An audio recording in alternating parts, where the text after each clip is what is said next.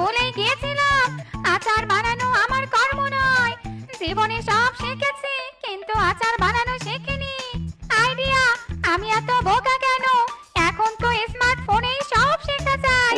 YouTube দেখবো আর আচার বানাবো।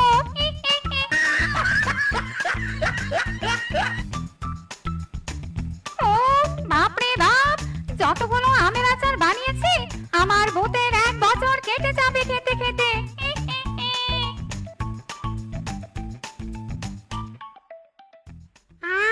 এত স্বাদ, একেবারে অমৃত।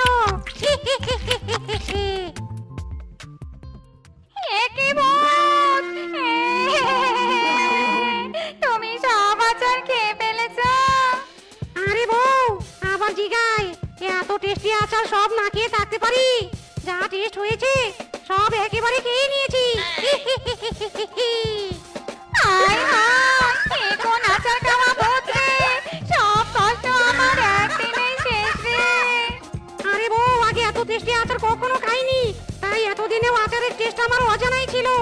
এখন যেমন বুঝেছি তুমি রোজ রোজ আমাকে 1 গামলা আচার বানিয়ে দিবে আর আমি বসে বসে খাবো।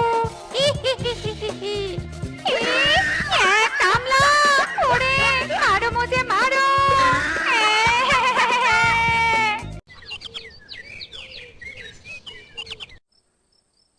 পুত্রে ভূত, শিয়ালের বউ ঘুমাচ্ছে, এই সুযোগ আচার বের করে খেয়ে নেই।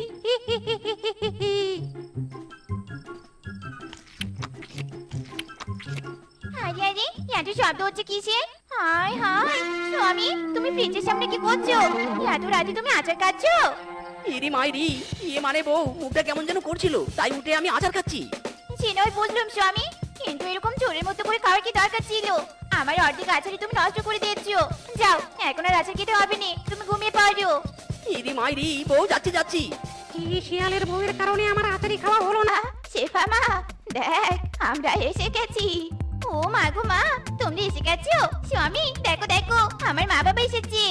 মারে, তোকে কতদিন ধরে দেখতে আসবো করে আশাই হলো নে। এই নে, তোর জন্য কত আচার বানিয়ে এনেছি। নে নে, সবই খাবি কিন্তু। ইরি মাইরি, শাশুড়ি মা আপনার মেয়ে পরে খাবে, আগে আমাকে টেস্ট করতে দিন।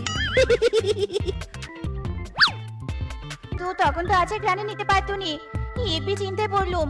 যাকে, চলো মা চলো, তোমরা ঘরে চলো, সুখ দুঃখের কথা আছে। ও এনজি, শেফা তুই তো দেখছি মা হতে যাচ্ছিস। আজকে কিন্তু তোকে আমার বাড়িতে যেতেই হবে, চল বলছি চল। বল শেফা, তোর কি খেতে ইচ্ছে করছে? তোকে আমি সেটাই বানিয়ে খাওয়াবো। ইরি মাইরি, চালিকা তুমি এত